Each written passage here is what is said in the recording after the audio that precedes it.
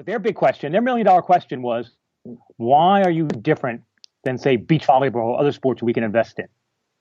And then we said basically that our athletes are the greatest athletes on the face of the planet.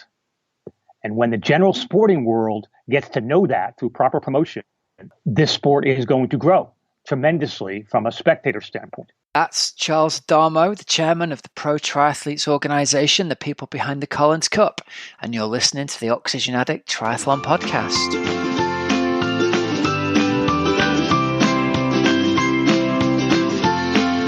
Welcome to the Oxygen Addict Triathlon Podcast. We're brought to you every week by our sponsors, PrecisionHydration.com. You can get 15% off your first order with the code OxygenAddict15, and you can personalize your hydration strategy today with electrolytes in different strengths that match how you sweat. We're also brought to you by WeAreTribe.co, natural sports nutrition. You can try a pack of 6 delicious, 100% natural, vegan energy and recovery products from Tribe for only £2. That's including delivery with the code OxygenAddict20. All right, everybody, welcome to the show. I hope you're all doing good. Are you well today? Have you been training hard? I hope so. We've got some great stuff coming your way today. I've managed to track down an interview with Charles Adamo, who is the chairman of the PTO, the organisation that are responsible for bringing us the Collins Cup later this year. So I've got a cracking interview with him later on that's going to give us all the background on how the Collins Cup has finally come about, loads of information about how it's going to work, and a little bit of inside gossip as well about the athletes. So stay tuned for that. All right, but first, I want to say thank you to all of you who rocked up to the Oxygen Addict Triathlon Podcast Zwift ride in conjunction with Tri 24/7 last week. We had 85 riders turn up to do our ride on Wednesday evening. We had one of our FTP builder sessions from the Team Oxygen Addict workout library. And it was really cool, actually. It was the first time in a while I've done one of these group workouts.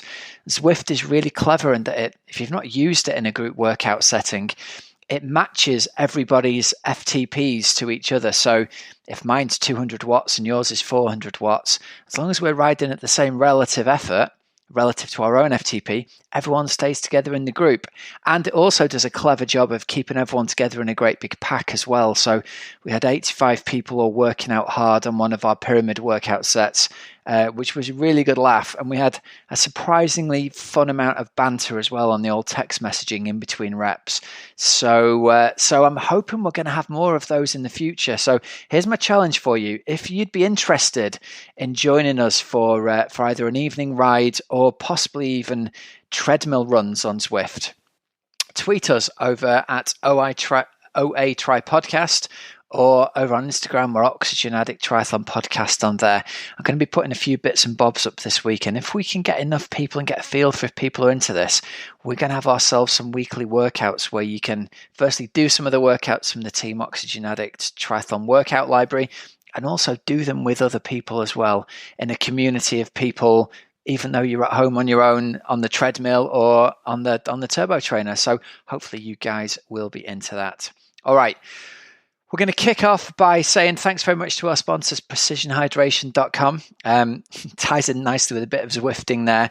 As you guys will know, I suffer terribly from cramps when I'm on the turbo, and that ride was a great example of having precision hydration sorted out ahead of time. I've also just got off the turbo now, and a whole bottle full of pH 1500 saw me all the way through the main set with no cramps at all. So that was really good, because the last few times I've been on Zwift, I've been having hideous calf cramps. So I've really got my act together. Got a whole bunch of new pH 1500s just come through. So thanks to pH for those. And I felt great on the bike today. So if you're suffering from cramps, or you just want to take care of and make sure you're keeping your electrolyte balances in check, get over to precisionhydration.com. Remember, you can get 15% off your first purchase with the code OxygenAddict15. And you can also take that online sweat test if you never have done before. That's some simple questions that will give you a good lead as to whether you're a particularly heavy or a particularly salty sweater. Because if you are, those standard electrolyte drinks are not going to be good enough for you. So get over there and check out precisionhydration.com. Right, news and results from this week. There's been no racing going on, but we have got racing coming up this weekend. We've got 70.3 Dubai kicking off early season. So I've had a nosy over the pro start list here. And it's very Brit heavy, which is interesting. We've got the rankings out. Adam Bowden's been given bib number 1. Peter Heinrich's bib number 2. Phil Graves, bib number 3. David McNamee, bib 4. And then others in the top 10. We've got Matt Troutman. We've got Bart Arnault. We've got Ivan Rana. We've got Ronnie Shildnick. So renowned for being a fast course out in Dubai. It's going to be some fireworks going off there. And we all know Graves, he likes to lay it down on the bike in races like that. So I'm looking forward to seeing the kind of damage he'll cause everybody on an amazing bike course. There are 41 male pros currently registered. There are 15 females. We've got Imogen Simmons, Helen Jenkins, Angela Nath, Anna Watkinson all racing. Helen Jenkins there is making her debut over the 70.3 distance. So I've been reading a couple of articles in Tri 24/7 about her. She's really excited to be coming back for her first races as a mother, effectively. And yes, I'm really looking forward to see how she does over this distance, because there's no question she's got the pedigree, and it's an exciting challenge for her to step to that 70.3 distance. So yeah, keep your eyes over on that race this coming weekend.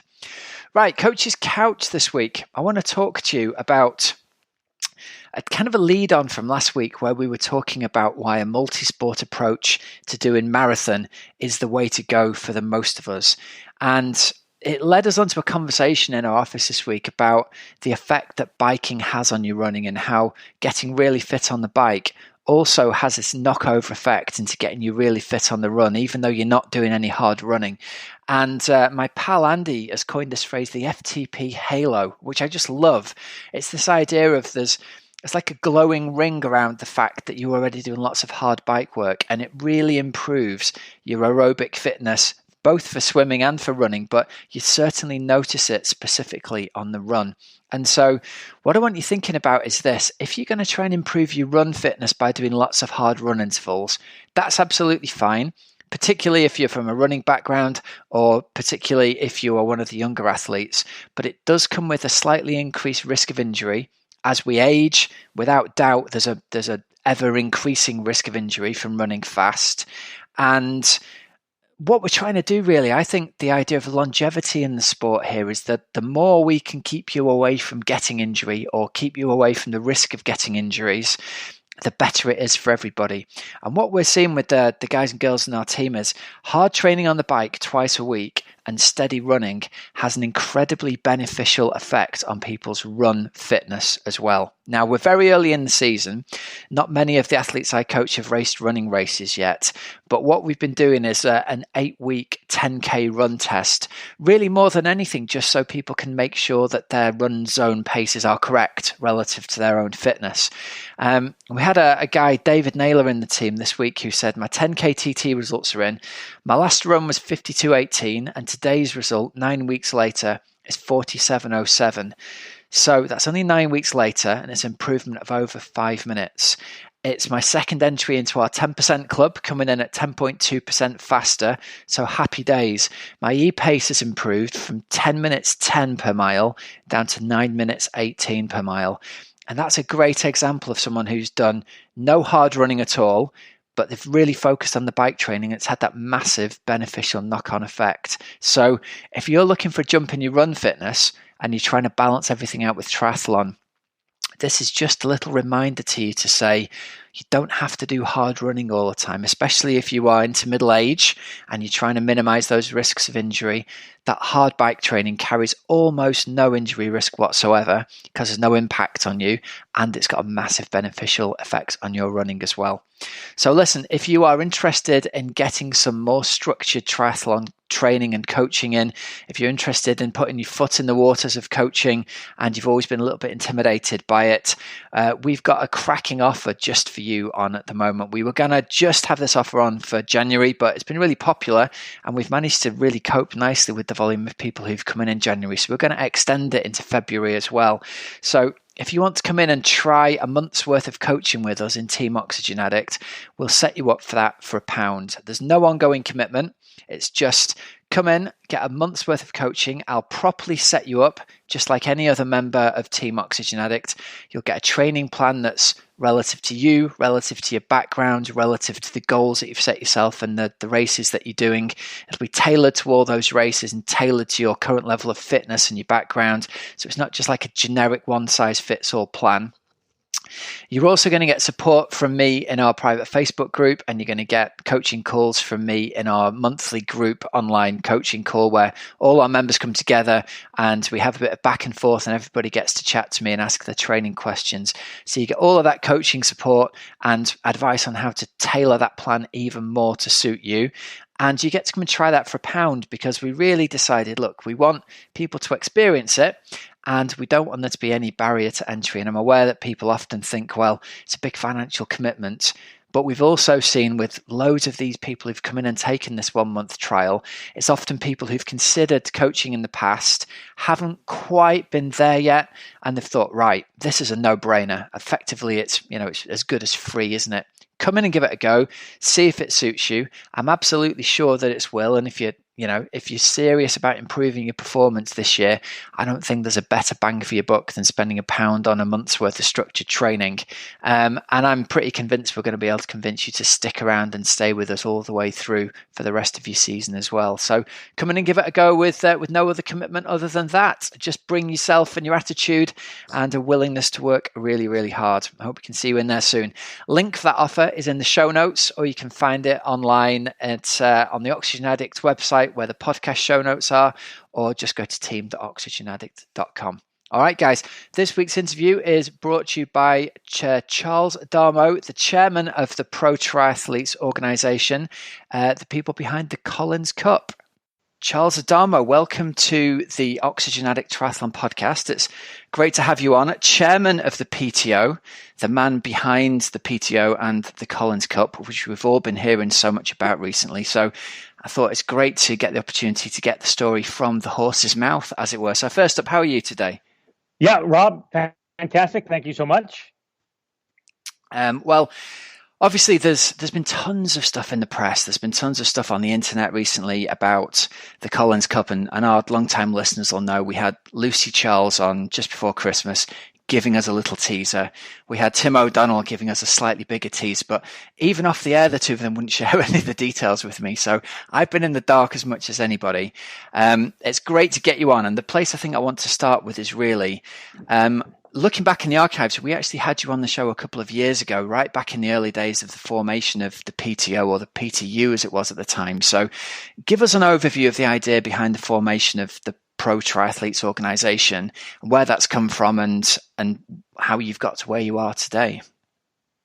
Yeah, Rob, fantastic. I'd be happy to do that. I think for some of your older listeners, as Jerry Garcia might say, this has been a long, strange trip. It's been.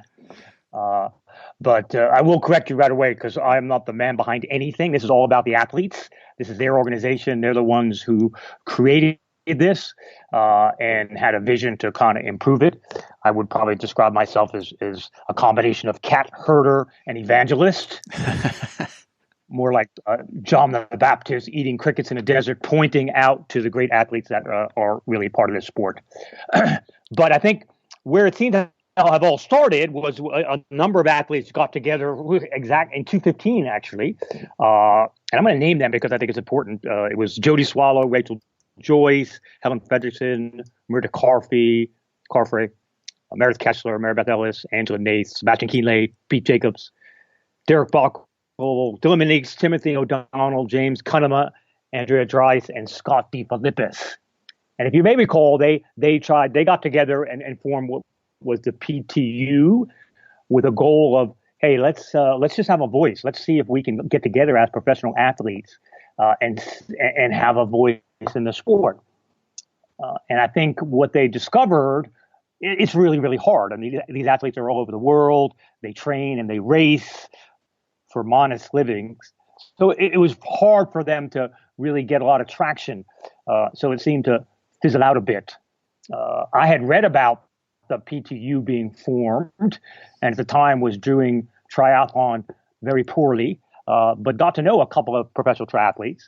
And I spoke to Lucy Gossage, and I said, Lucy, what's going on with this? Because this seems like interesting. And so she introduced me to Rachel, And then I started talking to Rachel and Tim and Mirinda, and I was just giving them some general guidance from a business perspective, just saying, I think you guys want to go in a more organizational basis, like the PGA Golf Tour or the ATP Tennis or the LPGA, where you're an aspirational organization. Yeah. You don't want to be kind of labeled with a union thing where you're just a grievance committee. You got a great audience, you achieve great results, so you should be aspirational and look to try to run your own events so people can look up to the event and say, wow, these guys do great things.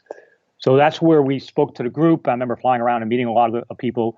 It took a little time, so obviously people couldn't stay involved, but there was a small group who continued to stay involved. And then we hit upon the Collins Cup thought, and we said, okay, let's try to run with this, because this could be really a breakthrough in the way triathlon is broadcast. So that's how it kind of evolved from the beginning. So that you mentioned the Collins Cup there, and this has been floated for a couple of years now. So it seems like there's been possibly a couple of false starts with this, but now, I mean, the big announcement's out, the big money backers here in Michael Moritz and Crankstart Investments. So it's finally going to happen. What was the original story with the false starts that happened over the last couple of years? Yeah, so once we got the athletes who were volunteering their time, and we agreed that, hey, let's try to do something, and we came up with the Collins Cup concept. Then we went out to some of the larger sports agencies, and we retained the Wasserman Group, and they were great. And they said, we love this idea. This is fantastic. And they said, we can do this. And we let them go on it, and they came back to us probably about 6-8 months, and they said, this is harder than we thought. You should. It was good advice. It was fantastic. We really appreciated it, and they were really very, very helpful. They said, you probably want to start with an investor group, would help this get off the ground more quickly.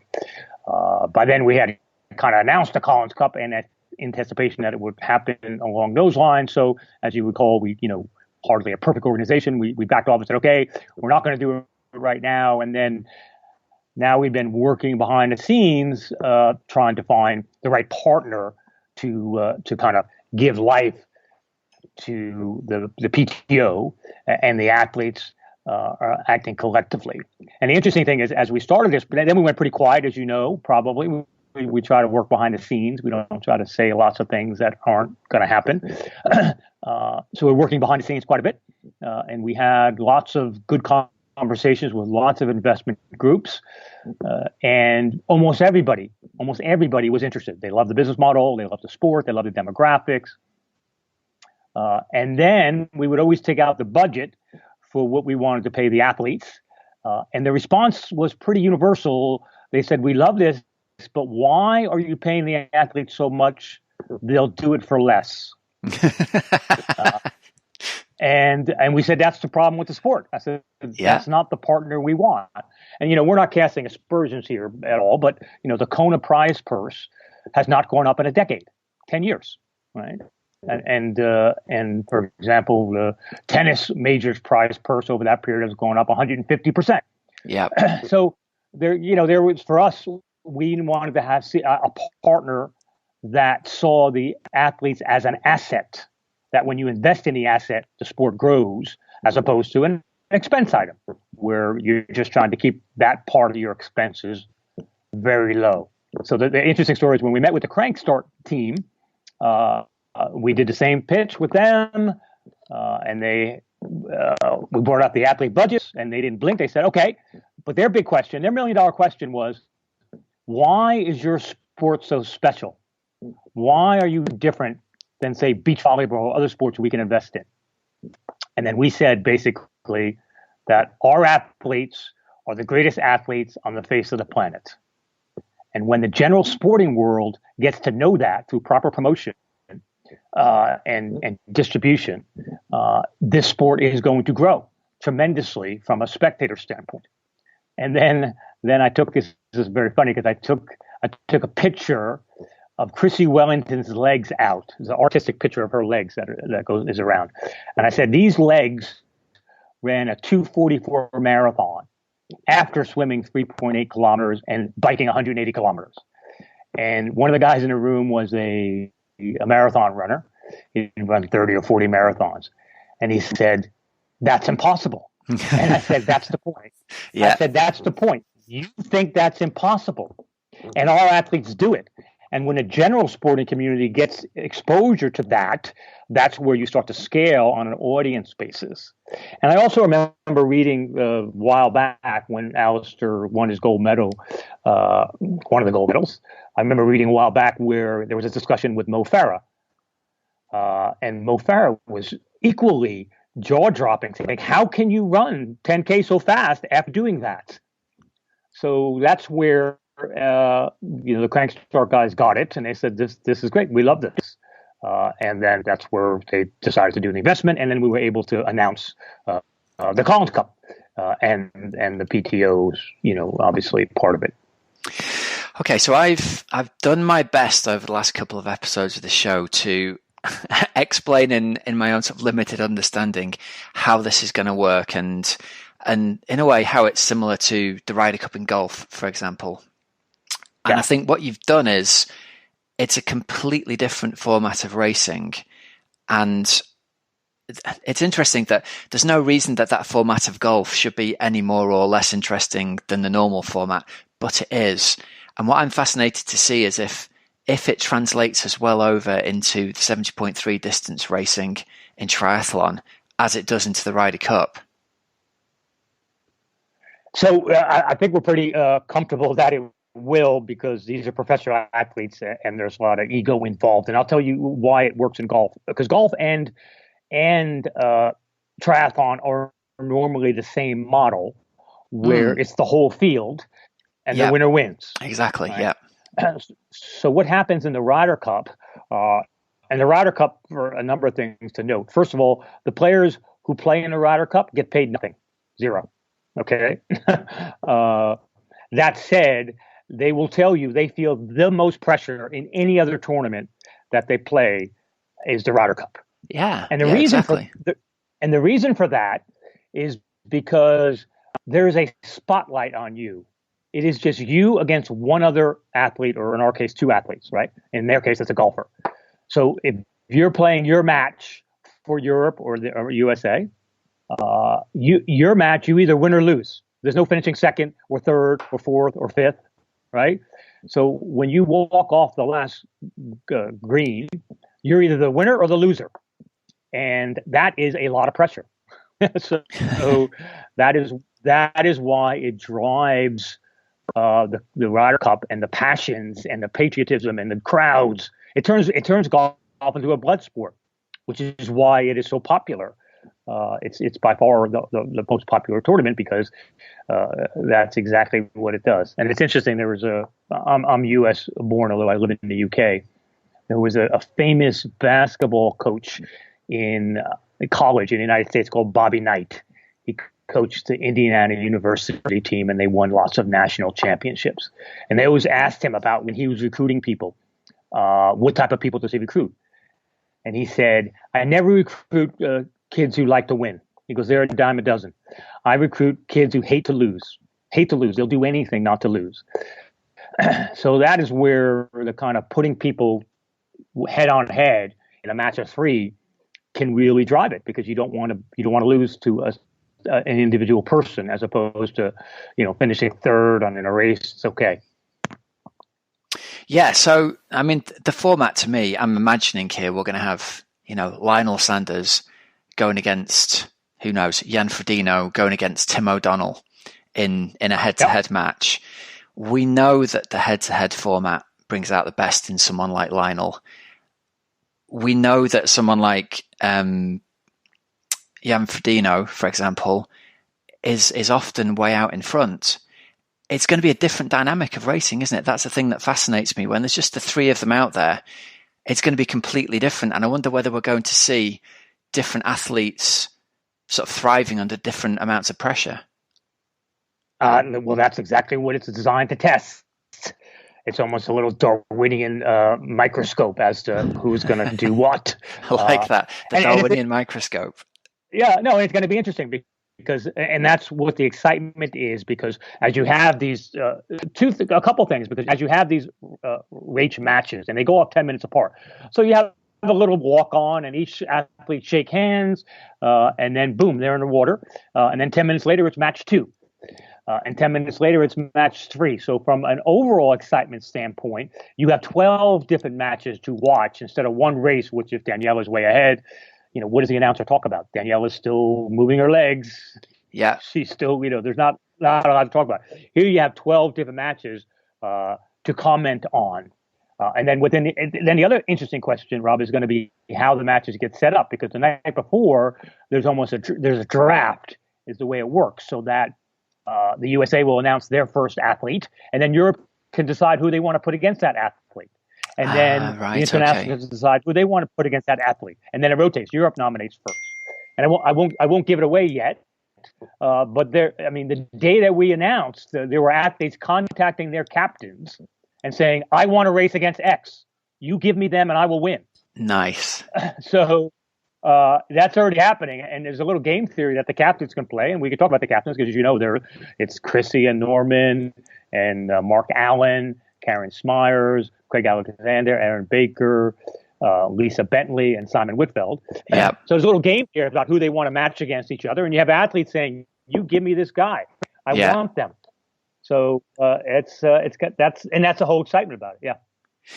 Okay, so one of the things that I'm interested in here is you're paying prize money essentially for the position that they qualify in. So you're gonna rank the athletes in the lead up to this, and correct me if I'm wrong, it's based on the best 3 or 4 races in the 2 years leading up to it, with a sort of relative weighting of more recent races weight a little bit higher than Correct. older races. And their ranking qualifying position is going to be done based on how fast their time is relative to the course. Is that correct? So it's kind of independent of whether they win by a minute or 10 minutes. It's how well they do against the kind of Corinthian ideal of how fast a course should be, in inverted commas. Correct. And that's a two-part question, so I'll answer both. So first, athletes are getting paid based on their relative ranking for their PTO World Rankings as a qualified athlete in the Collins Cup. And it's interesting because there's things going around that this is kind of an invitational, and that couldn't be more wrong, because you have to spend a year, 18 months qualifying, earning your points to qualify. Yeah. And it's very similar, as I mentioned, in the Ryder Cup. Golfers spend a year trying to qualify, and they don't get paid anything to play in the Ryder Cup. Also, if you look at tennis, for example, the Olympics in tennis, the professionals spend a whole year trying to qualify, and they get points to do that. And when they go to the Olympics, they don't get paid anything. Now, the difference in tennis is that during that whole year when they're winning tournaments and otherwise qualifying, they get actually a lot of money winning those tournaments. Now, our athletes, sadly, unfortunately, the economics of the sport, they don't get so much money for all the racing that they do. So the way this is structured is you've spent a whole year, working really hard and sweating to be ranked number 5 or number 2 or number 3. And to qualify, we're using the Collins Cup as a mechanism to reward you for that, based on how hard you worked in your qualification. So that's why the payment is structured based on your qualification. It is earned and it is qualified. It's not an invitational at all. And the second thing, the qualifications, as you mentioned, our PTO World Rankings, we think are quite innovative and clearly first of its kind. And we worked with Thorsten and Rating to develop them. And you're exactly right, because the sport is so fragmented. There's races all over the place, and some people show up and the field is strong. Some people don't show up. The field is weak. How do you figure out who is the best athletes? And I don't think there isn't a system to determine who the best athlete is at all until ours has developed. I mean, the person who wins Kona is fantastic, but to be fair, that just tells you who's the best athlete in 85-degree temperature or 70% humidity in Hawaii. That's what it tells you, right? Potentially, it's as if tennis only had the French Open, right? Which obviously Nadal wins, but Roger Federer doesn't. If tennis only had the French Open, you probably wouldn't have heard of Roger Federer, because that's just conditions that don't suit him. So what we did is we developed a system where every race counts. And we, through algorithms and working with Thorsten Tri Rating, have determined, as you say, Corinthian, this is the best time it should be for this course. Okay. So, and then we measure based on what your time is, and then you score points. So it doesn't matter if right now sometimes athletes signs up for races and they really expect to do well, and all of a sudden a lot of people sign up for it, and all of a sudden they finish fifth, and they still had a great time. They're going to score a lot of points.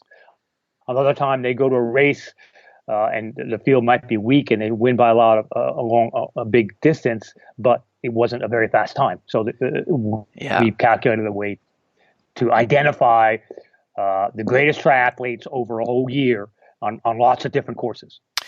Yeah, I've been reading a lot about that, and we've had Thorsten on the show a few times over the years, and I think he's got this very interesting method of sort of saying, right, that the course conditions on the day seem to have affected this course by this amount. And I love the idea that you can kind of have an ideal time for a course, but then you can look at people's results on the day and almost sort of say, well, okay, on, like this day in Texas, such and such a person went really fast, but everybody went really fast. And then on another day, somebody might not have a particularly fast looking time on the surface of it, but might win a race by a huge amount over the competitors and be fast compared to the ideal conditions on the time. It's a way that athletes can get rewarded for kind of pushing themselves to their own individual limit, regardless of whether they're racing somebody head to head or not, isn't it? Correct. And that's what we do. We reward people based on their performance. It's not based on how many Twitter followers you have or your YouTube channel. It's you got to cross the tape at a time. And the conditions changing is very useful because, again, it models a little bit of golf, where a golf course might have an average course of 72. But if it's really windy and rainy, then all of a sudden the average score is 76. So you measure it relative to what the conditions are. So you have an ideal time for the course. Going in, you kind of know what it is if it was standard day, but it could be extra windy. It could be really very good conditions. So there's an algorithm to adjust it so athletes aren't adversely affected if they happen to be racing a race where there are extra difficult conditions. Okay, I like this. And so how did you settle on the 70.3 distance as opposed to either the Olympic distance or the full iron distance? So I think right now the full distance really wasn't. I mean, part of what the PTO is about is all athlete driven. We announced our new board members. The PTO is all athlete oriented. So the health and safety and injury conditions, we always are on the lookout to make sure our athletes are well treated. And obviously you can't do too many long distance courses. You just can't. It's just not physically possible or healthy for the athletes to do that. So we chose the half distance because we think that that's a good distance for the athletes to be able to do in the middle of their season. The Olympic, this is just non-drafting. So the Olympic distance is probably not suitable. While Olympic athletes can qualify for the Collins Cup and they can be captain's picks, those specialties if they do. The Olympic athletes have the ITU. They've got a bunch of other things. So this is right now more designed for the non-drafting athlete. Is the major focus right now. I like the idea that you could, or a team captain could bring in an Olympic distance athlete as a wild card, because it kind of goes back to the days sort of before the ITU drafting format, where the best athletes were the best athletes across all distances. When Olympic distance was non-drafting, you had Mark Allen winning them and you had Simon Lessing winning them, and then they would win races at half iron and full iron as well. So I do like the idea of them having a couple of wild card picks as well. So here's my question for you. Do you see that those team captains will have a big effect on the way that the races play out on race day? Because I've read, and correct me if I'm wrong, there's going to be live audio contact between the team captains and the athletes as they're racing. Is that correct? And that's correct. So yeah, it's going to be fascinating. So first there's a debate between the captain and the team members as to who they want to match up against whom. Yeah. And as I mentioned, that debate's already happening very soon. Second, obviously on the day, it's correct. So I think this is what adds to why, from a broadcast perspective, and this is clearly what the Crank Start team and Moritz are very interested is raising the bar on a broadcast perspective, because it's been hard to broadcast. And before OTT, it was really hard. So we have a huge advantage just based on time on what is available to do. That said, it does require a fair bit of investment. But yes, so we're going to invest in a broadcast. So we want to, we think we have a very sizable audience that is desperate for good content. So on a broadcast perspective, during the bike and the run, athletes will be mic'd. And all their data will be shown not only to the audience, but to all the captains. They will have the data, and they will be able to speak to their athletes. And they could, obviously people will be their own personalities. There will be some captains who might be harsh taskmasters and be yelling at an athlete, trying to speed up their wattage or whatever. Some trying to encourage it. So it's like any other coach on the sidelines, whether it's Alex Ferguson or somebody, what kind of influence do they have during the match? It's as their interrelationship. So we should point out as well on the way the point system works. So you have a match of 3, right? So if you win your match, you get 3 points. If you're second, you get 2 points. If you're third, you get 1 point for your team. But on top of that, in order to, again, make it exciting so that if an athlete is 3 minutes ahead or 3 minutes and 30 seconds ahead, you might think it's over, but it's not, because what happens is that there's a half a bonus point you can score for your team if you win by more than 2 minutes. And another half a bonus points if you win by more than 4 minutes, and another if you win by more than 6 minutes. So now you have an athlete who might be 5 minutes and 50 seconds behind, right? And you've got your captain telling the leader, saying, hey, if you get 10 more seconds in, we get another half a point. And then you got the captain who's, has a third place athlete. He says, look, you cannot drop 10 more seconds. You just have to stay closer so that we don't lose a half a point. Yeah. So that's what kind of makes it the dynamic. It's just not over necessarily in the fact that someone is a little bit ahead. And how's this been received by the athletes? Because from a public point of view, I think you did a really good job of it. It was all over social media, all at one time. That first morning it came out, all of a sudden, there were literally dozens of athletes posting on their Instagram and their Twitter and their Facebook the photograph of them with a PTO member and information about the Collins Cup. And it was a real, well-coordinated media blitz. There must have been a huge amount of conversations that's gone on in the background with all these people beforehand to sort of say, this is what we're going to do. How excited have people been about this idea of, there's very, very significant prize money here just for making it into the Collins Cup team, isn't there? Yes, and I think that's right. And I think all along, this is what the PTO is a different organization from what's going on in triathlon before, because it is athlete driven. Okay, it's all about the athletes. So I think that is why it's different than a typical organizer who might be throwing money up for a race and say, okay, this is going to be a big race, but the athletes own this and they manage, and it's all their organization. So that's why, and that's what gives it the value. I mean, I think that's ultimately what that group that first formed, which the PTU, which we discussed earlier, their little seed was exactly correct. That if the athletes get together and we're able to, as a group, coordinate, then we can do great things for the sport. And now the PTO is, we hope, the athletes, through the athletes, are just a valued member of the triathlon community. We want to participate and help the sport grow. And it's very similar. I mean, I think the famous saying is, you never wash your rental car, okay? But you'll always keep your own car clean.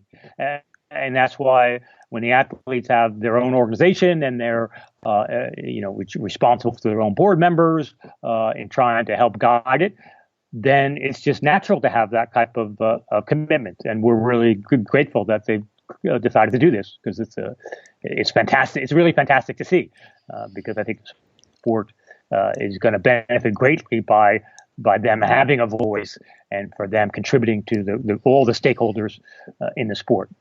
So you just announced, I think just recently, more of the athlete board members coming on board. I remember seeing Ali Brownlee's name there and Lionel Sanders. Who else have you appointed to the athlete board, and what do they bring to it essentially? So what's happened? So it was Alistair, Lionel Sanders, Paula Finlay and Sky Monish have been. Now they were elected to the board because, as I mentioned earlier, when the original group formed, it kind of fizzled out. Then there was this leftover group of Rachel and Tim, Scott, Dylan, Meredith, Mirinda, and Sarah Piano, who have just kept the flame going, very busy, and our team was working behind the scenes. And now that we got this kind of organized, it was a little bit recognized that the board needed to have some newer members, and particularly from members who were near the top of the field, because the existing members who were kind of fanning the flame weren't necessarily the highest ranked athletes, as it turned out. And sadly, part of my regrets at not having got off the ground sooner, there were a lot of athletes who were at the top when they started, but now, time has moved on. Rachel's had 2 babies. It's quite sad that she's not going to be able to participate in the Collins Cup. 4 years ago she would have. Yeah. So it was recognized that, okay, well, we need to have some more. So there was they were elected to the board by the top 25 men and women, and now their role is just like any other board. They're part of getting the direction, overall vision of where the PTO should go. And we're going to be making more announcements. The Collins Cup is not the last thing we'll be doing. We'll be making more announcements in the coming months about the additional things and direction of the PTO. Now, that was leading on to our next question. Is it going to be a one race event, or are there potentially more races and more events in the pipeline? Or are you going to keep those cards close to your chest? So we have a vision where we want to hopefully see the sport grow, and we think that the professional base, acting as a collective group, will assist the whole community in doing that. And while doing that, obviously the whole community benefits. I mean, it's one virtuous circle, because if you look at other sports, things like Wimbledon, like tennis has a few major events that galvanize the entire sports world, right? And they help obviously generate revenue for the grassroots of the sport. But you do need, these kind of iconic events to galvanize everyone to help do that. So the PTO's vision is to have the Collins Cup, have a few more, but then also do exactly like they do in golf and tennis, where the big events drive a fair bit of revenue, but then they invest it in developing tours. The PGA has a development tour, as does tennis. You get to the grassroots. Yeah. So I get the sense that there's more coming down the line here. There's a big announcement up front, and reading between the lines of what you're saying here, there's going to be much more coming that's going to hopefully make, what's that phrase, make all boats, the tide floats all boats higher kind of thing, and everyone's ultimately going to benefit from it. Yes, and I think that's exactly right. That's exactly what the plan is. I mean, the PTO is now just hopefully a valued member of the triathlon community, but only one member. But we think that there's a unique opportunity to raise the profile of the sport based on giving the professionals a higher exposure, and that's exactly right. That's what raises the whole sport up. No one watches the amateurs play tennis at Wimbledon, right? but the sport of tennis benefits very much by having Nadal play Federer in the finals, right? That helps the whole sport. So that's exactly right. We will be having other announcements and pretty soon. So we'll keep you posted. Now, one thing I wanted to come back to, let's circle back around to talking about the TV coverage of this, because obviously Samorin is well established with the Challenge Championship happening there. It's a very well respected race. The venue itself is perfect for this kind of racing. One of the big challenges of watching middle and long distance triathlon on TV or internet coverage has always been, as you alluded to earlier on, when an athlete just gets followed for 10 or 15 minutes at one time by a single camera, the audience has got no idea what's going on in the background. They've got no idea how close or how far away another athlete is or where the movement is. Talk me through what your vision is for the TV coverage, how we're going to see it, and what it's actually going to look like when it's on the screen.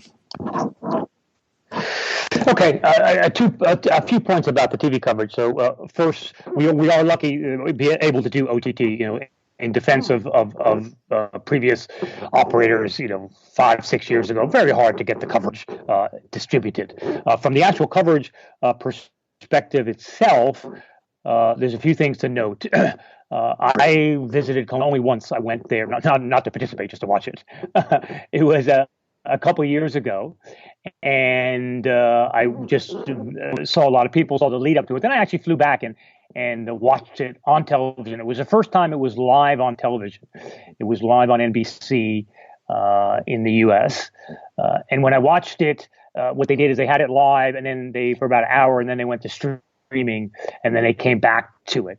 In between, when they went to streaming, they had NASCAR on live on NBC, and what you saw was that the NASCAR broadcast was probably 70% background stories, history, and then 30% of actually what is going on. So our goal is a couple things. We have two unique aspects, which we'll talk about the racing. But first of all, we want the viewer to know about our athletes.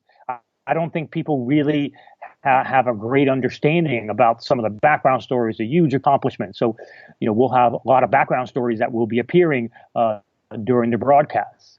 And as I mentioned, when I first got involved in this, I got to know Lucy Gossage, and she won, I guess Ironman UK 5 times in a row. Legend. Outside of the community, really small community, no one knew much about her. She's a Cambridge-trained cancer doctor. I mean, fantastic story. So our athletes, people like Lionel, people like Alistair, I mean, Daniela, they have great backgrounds. And so during the broadcast, you're going to learn about them. There are going to be 36 athletes racing and eight captains, some of the greatest in the world. So we're going to be broadcasting their stories. Then this is the most important thing from your perspective. People don't really appreciate when you have these 12 race matches, right?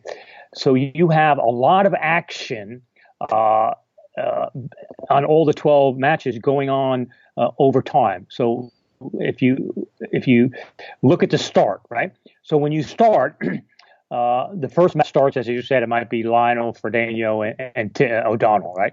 They start. So all your cameras are on the start. They shake hands and they start. 10 minutes later, you're filming the next start. And the next team, next match, or they're shaking hands and they're yucking it up or whatever. And then they start. And then 10 minutes later, you've got the next start. So you have all that start, okay? That's 2 hours. Okay, 2 hours of starting because you got 12 matches, 10 minutes apart.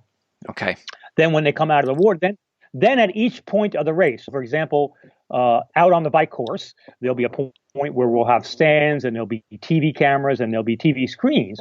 So if you're a fan watching it at that viewing point, and obviously for a TV person, normally if you're watching at a viewing point after you're on or Daniela or some passes you, it's kind of over, right? But here you have each match patching you.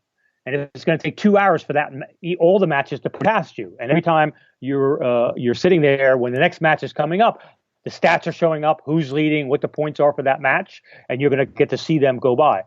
And as is the TV audience. So when the TV audience is watching, the producer will be able to pick out what's happening that's important in which match, or it's Chrissy talking to Lucy Charles, what's happening. They'll cut to match 3. They'll say, let's go to match 3. What's going on over here? And the announcers will be able to talk at it. And they'll say, okay, that's interesting. Let's go to match 7. And they'll go to there. So that's why you have this very potentially engaging, just like the Ryder Cup, you have this very engaging broadcast.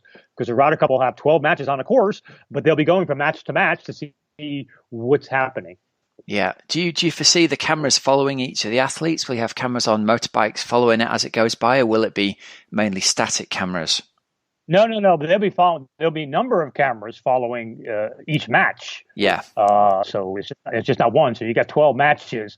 I think I don't know the technical teams are going to work on it. I'm pretty sure there's going to be 2 cameras for each 2 matches. They got to go back and forth, but those technical things are working out. But there'll be.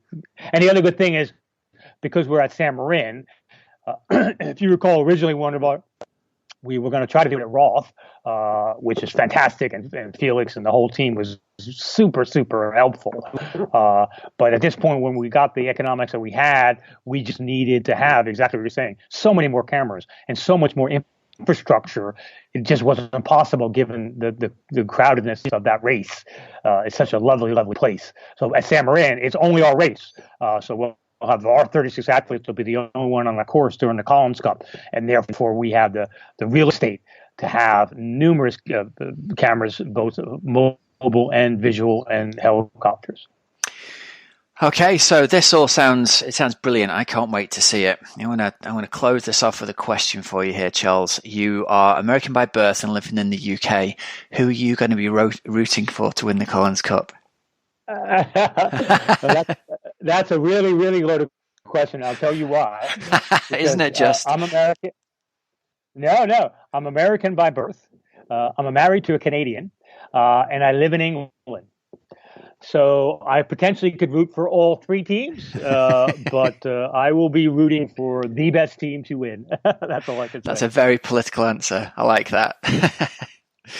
All right. Well, listen, is there anything else you want to share with us? No, fantastic. I think we could probably just close by one of the joys, I think, of having the PTO be part of the triathlon community is this will be a success when the whole community kind of rallies behind it a bit. And this is this virtuous circle. This is an opportunity, we think, for the whole community to say, hey, this is really going to be great for our sport. So tune in on May 30th, because that's going to ultimately be the measure of how we're able to list the sport. Are we getting the kind of viewership that we think is out there, and what we have been explaining to our investors and the general broadcast community and the broadcasters saying they're out there. We have a great community. They love this sport. They're desperate for good content.